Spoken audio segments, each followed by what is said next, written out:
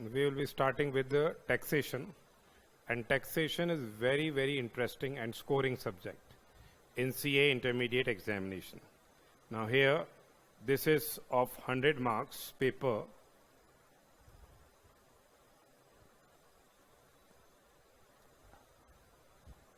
$60 marks is for income tax and 40 marks, this is for goods and services tax. That is an indirect tax. So we have already discussed that taxes are of two types. Basically, one is direct tax and other one is what? An indirect tax. When we were discussing 10th also, taxes. They are of two types. One is direct tax and the other one is the indirect tax. Now, what are direct taxes? Direct taxes are those taxes which a person pays directly. Here he cannot pass on the incidence of tax to any other person. Say, income tax, it is a direct tax. The person who is earning the income, he is required to pay the tax on the same. So income tax is direct tax. Similarly, earlier there was a wealth tax.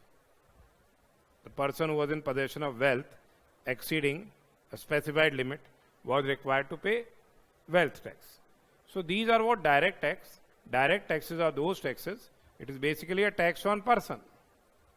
It is a tax on person where the incidence of tax cannot pass on. The same cannot be shifted. The incidence of tax cannot be shifted onto the other person. That is basically a direct tax. And what is an indirect tax? What is indirect tax? So here indirect tax is tax on goods or services. It is tax on goods or it is tax on services. Here, where the incidence of tax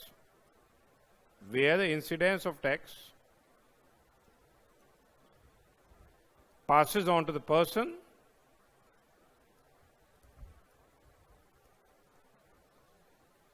who ultimately consumes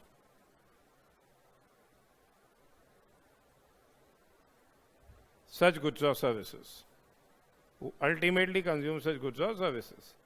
So, for example, if I am importing any goods, then I have to pay custom duty. Subsequently, I sell the goods in India. I will recover that custom duty which has been paid by me at the time of importation from my buyers. So fundamentally, custom duty becomes what? An indirect tax. Custom duty becomes an indirect tax. So here, say excise duty. The manufacturer, when manufactures excisable goods, charge what? Excise duty. And he pass on the incidence of the tax to the ultimate consumer. Then it is GST, VAT, CST. All are what? Indirect taxes. All are what? The indirect taxes. Fundamental difference which is between a direct tax and an indirect tax is, direct tax basically it is a tax on a person. Indirect tax is tax on goods or services. In case of direct tax, the person who is paying the tax, he has to himself bear the tax incidence. The person who is paying the tax, he has to himself bear the tax incidence. Whereas in case of, say, an indirect tax, the person who is paying the tax to the treasury of the government shifts on the burden ultimately to the consumers of those goods or services. So if I am service provider, say I am a chartered accountant providing accounting and auditing services, I charge goods and services tax on my services. Say I am charging goods and services tax on my services. I have provided services valuing rupees 1 lakh and charge GST at rate of 18%. Now this 18,000 rupees GST on 1 lakh rupees, the tax incidence is ultimately borne by the person whose accounts have been audited by me. That is the fundamental thing. Here, in case of an indirect tax, the tax incidence passes on to the person who ultimately consume the goods or services. Now we will be say going through how the subject basically consists of what contents and what is the section-wise contents which have been given by the Institute of Chartered Accountants of India, and how your paper is what framed. Now, see your taxation. Taxation, this is a section-wise weightage which has been given by the Institute. So, it is paper 4. It is basically paper 4 of our part 1, and it is consisting of 100 marks, where income tax law, it is what? 60 marks. Income tax law is of 60 marks. This is a 60 marks portion, income tax law. And we have what? Indirect taxes, that is what? 40 marks. 40 marks is what? About the indirect taxes. Indirect taxes is 40 marks.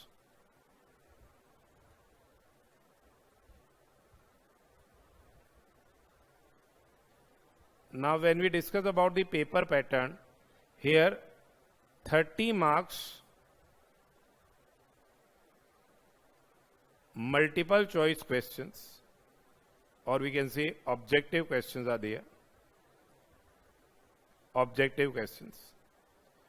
30 marks are objective questions, and 70 marks, they are what? Subjective questions. 70 marks are subjective questions. So, first of all, we will be starting with this. What is a subject section-wise weightage? We will be going with the section-wise weightage.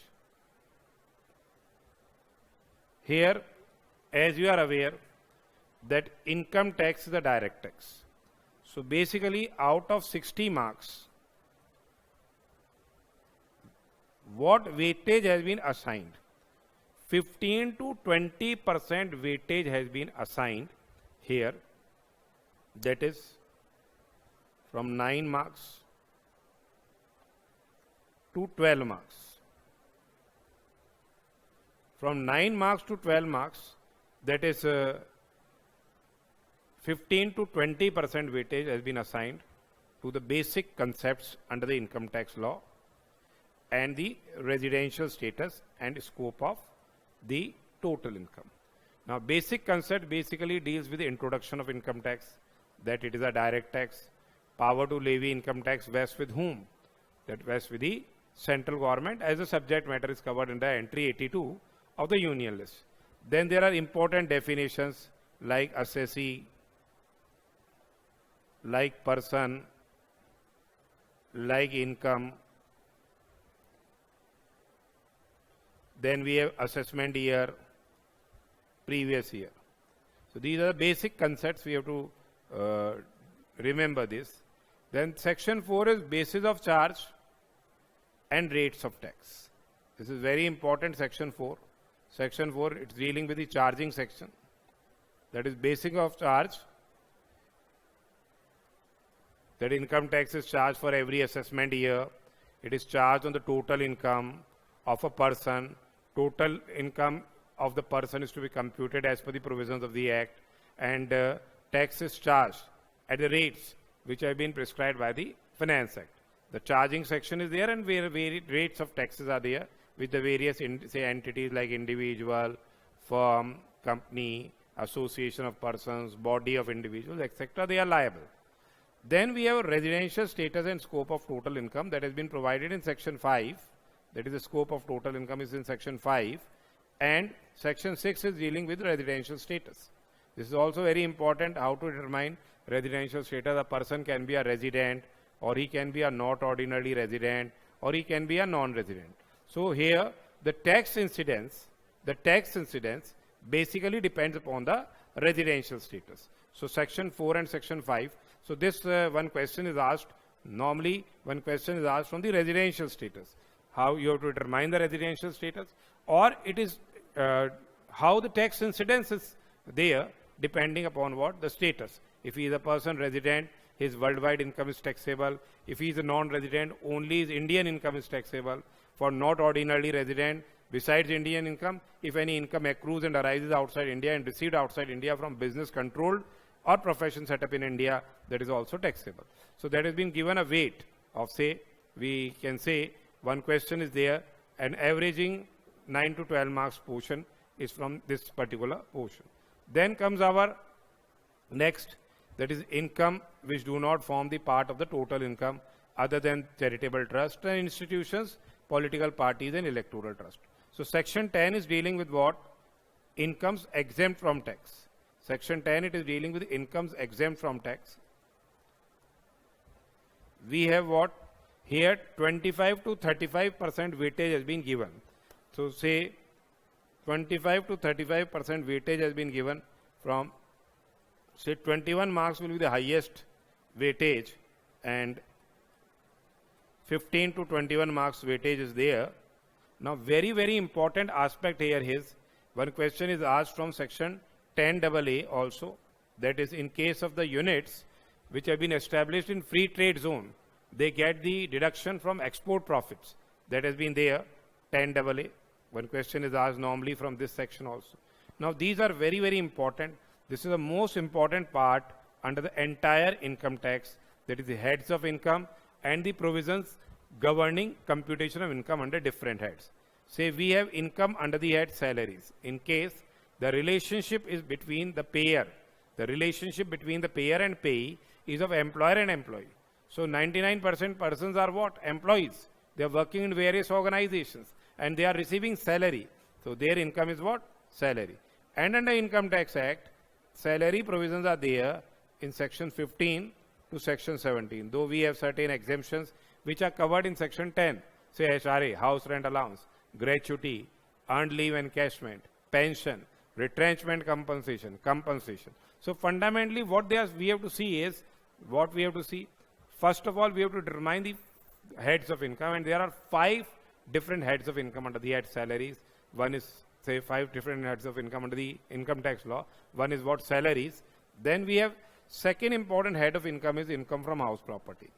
Income from house property, if your house property, if you are given the same on rent, the rental income which you are earning will be taxed under income from house property. Similarly, it may be a possibility that you may be owning a house property for your self-occupation. Then that house income will be nil, and we get benefit also. If we pay out any, say, taken any loan, pay any interest on that loan, the loan has been taken for acquisition or construction or repair, renewal or reconstruction house, we get a deduction. So second important head of income is income from house property. This is covering sections 22 to section 27. So one question is definitely asked from this particular head of income. Then we have profits and gains of business and profession. Those persons who are carrying on business or those persons who are carrying on profession, their income is taxed under this head. It's a very, very big head, that is section 28 to section 44 DB. This is 28 to 44 DB. Then we have what? Capital gains. That is our fourth head of income, that is 45 to section 55A. This is what? Capital gains, and it's a very important head. These heads are very important. If you transfer a capital asset, then the gains will be what? The capital gains. Then the gains will be what? Capital gains. So section 45 to section 55A, it is dealing with capital gains. One practical question is asked from this also. Therefore, the weightage of 21 marks have been assigned here. Then we have income from other sources. This is a residuary head of income. And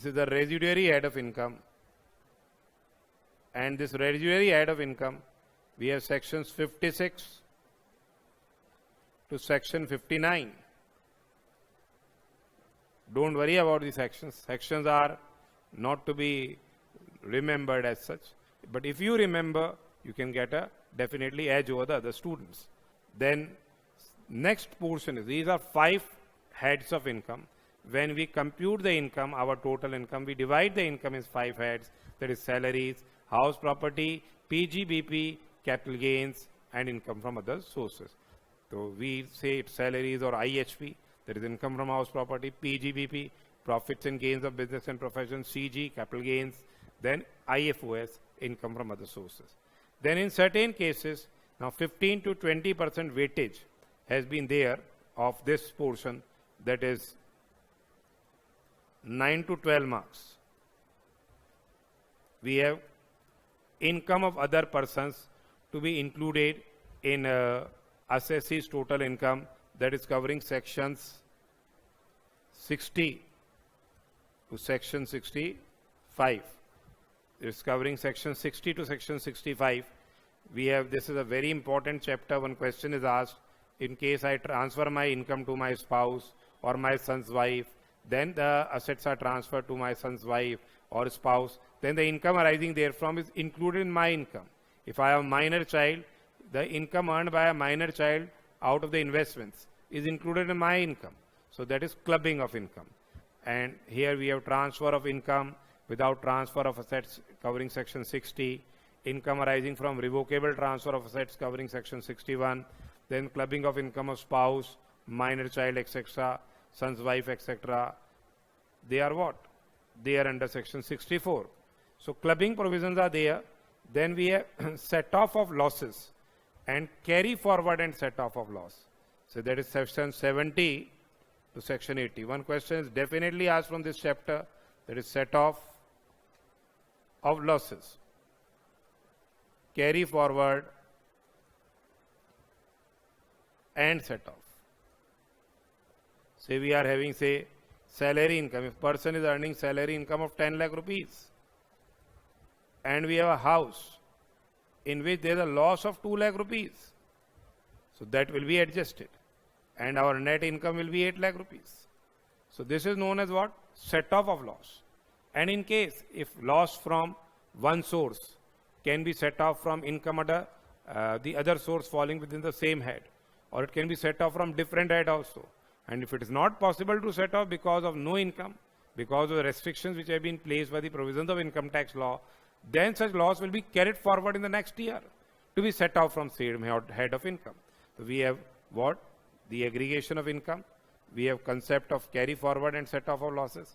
That is 66 to 69. D is covering aggregation. 70 onwards to 80. We have what? Set off of loss, carry forward and set off. Then we have what? Next is deductions from gross total income. When we compute the income under 5 heads and make adjustments of clubbing, losses, set off, etc., we get kya? Gross total income. From gross total income, deductions are allowed. Deductions are allowed under chapter 6A. That is section 80C to 80U. And after allowing deductions from GTI, we get kya? The total income on which we compute the tax liability. Now, one question will be an independent question, which will be what? Computation of the total income of the individual and his tax liability. Therefore, it is one full question is asked, having 15 to 20% weight and 9 to 12 marks. This is consisting of the 5 different heads, clubbing, losses set off, and then deductions, and you are required to compute the tax liability of the individual. That is 9 to 12 marks weightage is there. Then we have what? Advanced tax and TDS provisions. We have advanced tax and TDS provisions. That is from 190 to section 218. We have advanced tax and TDS provisions, which is covering what? 15 to 20% weightage. Here 9 to 12 marks is what? Relating to advanced tax and TDS provisions. We have to pay. Advanced tax is basically what? Pay as you earn.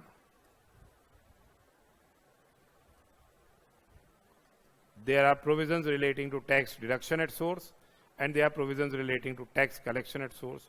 We get a basic concept and we have to discuss about the same. When, say, if I am earning salaries, my employer is making payment of salary, he will deduct tax at source on my behalf, deposit the same to the treasury of the government, and I get the credit of the tax so deducted at source when I am computing my tax liability.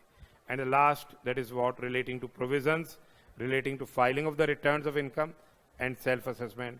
When we have computed our total income, when we have computed our tax liability, we deposit the tax liability to the treasury of the government, and then we what? Furnish our return of income, which is assessed by the department to see whether our self-assessment made is correct or not.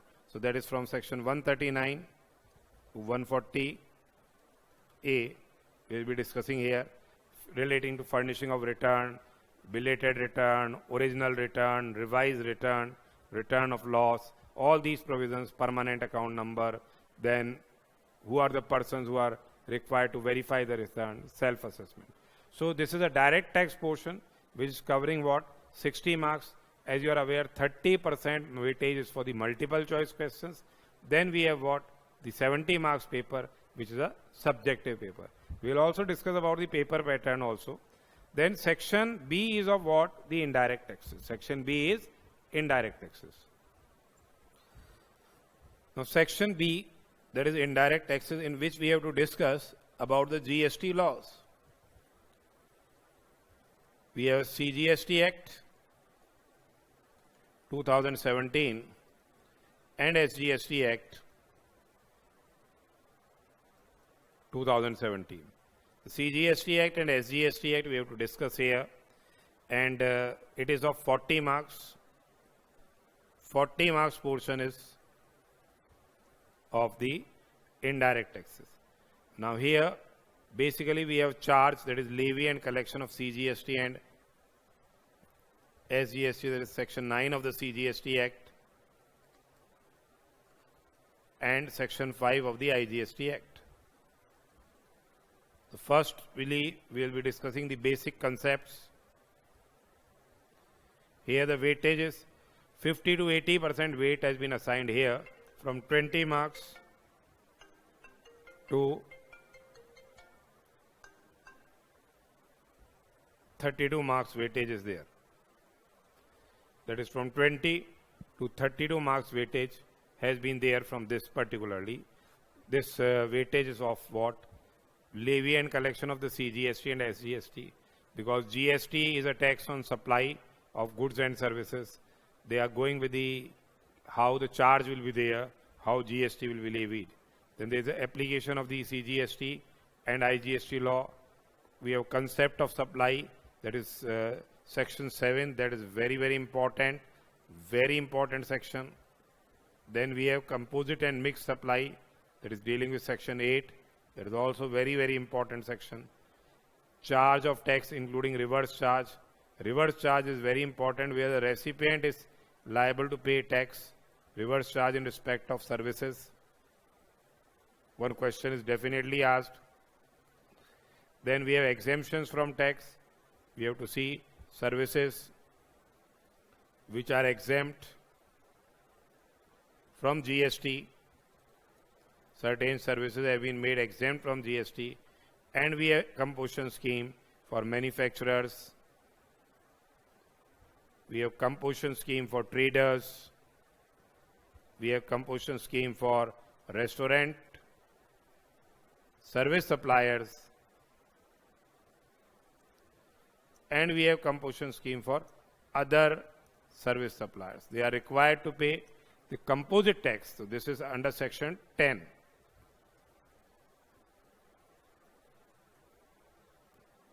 And exemption has been provided in section 11. So here then we have the concept of time of supply. Time of supply is the basic time of supply when we have to pay the GST to the treasury of the government. Then how you will be value the goods or services, that is value of supply for the purpose of charging GST. So time of supply is important. Value, one practical question is definitely asked. Here time of supply is section 12. We have section 13.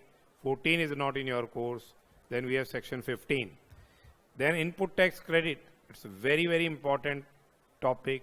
We have section 16 that is dealing with what the concept of input tax credit till section 21, basically dealing with input tax credit. Whatever input or whatever input services or whatever capital goods have been purchased by us, we get the credit of the tax paid, and this credit basically is utilized for what purpose?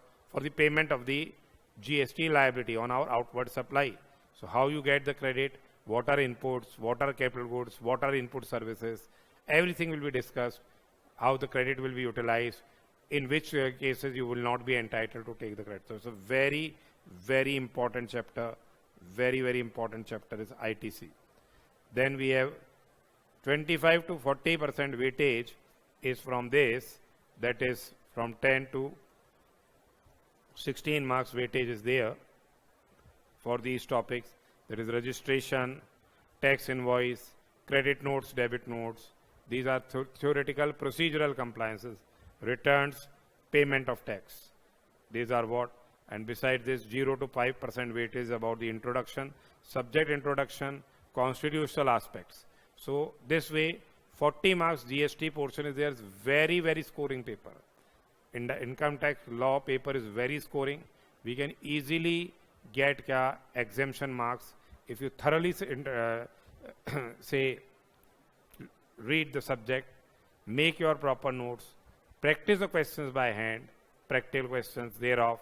You can, in all the working notes, they are very, very important. You are writing the same in your examinations. Then you can easily score, say, exemption marks here, and you can score good marks that can cover your other subjects also. So it's a very scoring subject, income tax, but hard work is required here. That is, we have seen income tax and the indirect taxes. This is a course content, and we have discussed how the subject-wise weightage has been given by the Institute of the Chartered Accountants of India. Besides this, we will be also discussing the paper pattern. So just I'll be opening the paper, and we'll be then discussing the paper pattern also. Now this is a paper of the intermediate examination, new syllabus taxation. It's of November 2019. We are now just discussing an overview of the paper pattern. As I have told you, one paper, there are multiple choice questions, you can say objective questions. They are of 30 marks. And this is a subjective paper. This is a subjective paper. And this subjective paper is of what? 70 marks. This is a subjective paper. Here maximum marks, it is 70 marks. Now this is for November 2019 examination.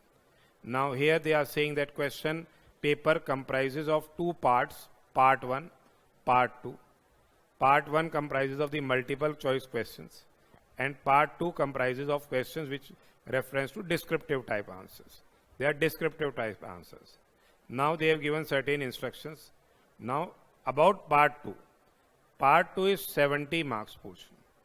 Part 2 is 70 marks portion. It is covering section A. Section A is basically dealing with income tax, and section B is dealing with the GST. Section A consists of 1 to 4 questions. Here question number 1 is compulsory. Question number 1 is compulsory. And question number 2 to 4, we have to attempt, say, 2 questions. So one choice is there. It means what? One question is as per your choice. You can attempt 2, you can attempt 3, 4th is left out. You can attempt 2 or 4. Now in section B basically it consists of 5 to 8. Here also 5 to 8 is there.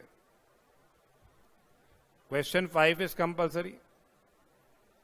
Section B is indirect tax. Question number 5 is compulsory. And we have to attempt what? Any 2 questions out of 6, 7 and 8. Then they say that working note should form part of your answer. That's a very, very important aspect.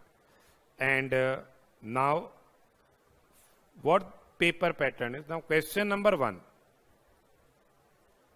Generally it is what? Computation of part. We have seen section A. Section A is basically dealing with income tax. Now question number 1, it is of 14 marks. And 14 marks question is dealing with computation of total income normally and tax liability. This is dealing with computation of total income and tax liability. Is a comprehensive question. This is what? A comprehensive question. This is a compulsory question. So you must be aware of all the 5 heads of income here. You must be aware of the clubbing provisions, losses, set-off, deductions, etc. So look, this is of 14 marks, question number 1. Then we have what 14 marks here? Besides this, we have 2 questions again. Out of 3 we have to attempt kya? 2 questions. Then question number 2, when you go for question number 2, here it is covering of subparts. And our advice is, whenever we are attempting any question, all the subparts have to be answered together. Now it is of 7 marks here, and it must be of 7 marks. Question number 2 is of 14 marks. Question number 2. Now here, they have been, this is basically dealing with also different aspects. Here also it is going with the total income, computation aspects. Then we have, this is 7 marks TDS provisions. This is dealing with TDS provisions. So 7 plus 7, A and B, it is what? 14 marks here. So question number 2 is consisting of 14 marks. Then again, question number 3 will be of 14 marks. Here it is dealing with PGBP. We have 3A, 4 marks. 3B, 6 marks. Then we will be having 3C again, 4 marks. So 3A is dealing with PGBP, profits and gains of business and profession. 3B, it is dealing with capital gains. We have to compute capital gains here in case of sale of shares. Then this is dealing with income from other sources, individually. Income from other sources. Then question number 4A, it is of 5 marks. It will also be of 14 marks. 4B, let us see, it can be of 5. 4B is of 5. And then 4C is of 4 marks. So here this is 4B. 4A is dealing with clubbing of income. This is of clubbing of income. Likewise, this is of losses set off. And then we have what? Tax collection at source, TCS. Or one choice is there dealing with return of income. So look now, most of the heads of income, they are basically asked while we are computing the income. This paper is widely spread. That doesn't mean that you can say go for selective topics. Each and every topic is important. And look, the practical things, say 30 marks multiple choice questions are there. They are totally practical. We can score full marks there also. Besides this, we have what? We have here these questions, and it's of total income. Then this is again of total income. Then we have what about the TDS provisions. We have PGBP, capital gains, income from other sources. Likewise, they are very, very important ones. So this way, weightage has been given. Next, we have what about the section B. Section B is dealing with the GST law. And section B also, question number 5. It is compulsory. This is of 8 marks. We have already covered 42 marks. 14 3s are 42 we have already covered. Now, What will be the remaining one? Remaining one is 28 marks. So we have 8 marks here. It is dealing with what? The computation of tax liability. It is dealing with the computation of GST liability. It's a comprehensive question. It is comprehensive question dealing with the computation of GST liability. Then we have 10 marks question. Question number 6. A part will be of say 6 marks here. Then we have B part which is of 4 marks. Then question number 7th. We will be having A and B. That is 5 and 5. Likewise, 10 marks. Similarly, question number 8 will be also of what? 10 marks. So it's 6A. It is dealing with what? 6 marks question is there. 6B. It is of 4 marks. So 6 marks here. It is dealing with the determination of composition tax liability. It is composition tax.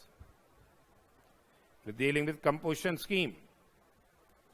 Then next is about the determination of time of supply. 4 marks question is there. Here it is dealing with the registration provisions. Registration provisions under GST law. E-way bill provisions, electronic way bill. Then we have question number 8. It is also from composition scheme for service suppliers. And then we have returns. We have one more question, optional option here also. This is dealing with the returns and electronic liability register, payment of tax. So fundamentally, in GST we have 8 marks one question, that it will be a comprehensive one. Then we have 10 marks, question number 6, question number 7, question number 8, out of which we have to attempt 2 questions. 5 is compulsory and question number 1 is compulsory. So basically this is a very, very scoring subject and practical weightage is there. If you write your proper working notes, then you can easily score what? Exemption marks. You have to go with the mock test papers, revisionary test papers, as well as whatever is given in your book. What we have given in the book is what? Covering every mock test paper, every revisionary test paper. And these 2 books, basically they are sufficient. And for the May examinations, as you are aware, the provisions are asked from the Finance Act, the latest Finance Act. For that, in May examination, the provisions are asked. So you can what? Go through the latest amendments here, because May is basically made for amendments. GST law is amended every time. GST law carries significant amendments. So be amendment focused. So this is a very, very important that you deal with this particular subject properly, study them, make your notes, write to understand the law and write by your own language also. Section number as such is not very much necessary.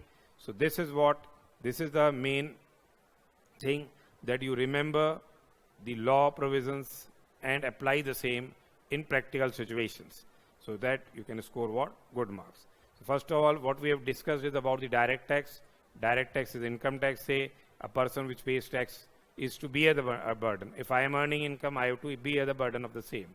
In indirect tax, it's a tax on goods and services, where the incidence of the tax passes on to the person who ultimately consumes goods or services. Income tax basically the direct tax, and GST is indirect tax. So we will be discussing the basic concepts of income tax. Will be starting in our next video lecture. Thanks for nice listening and cooperation. We will continue with the next video lecture about the basic concepts in our next class. Thank you very much.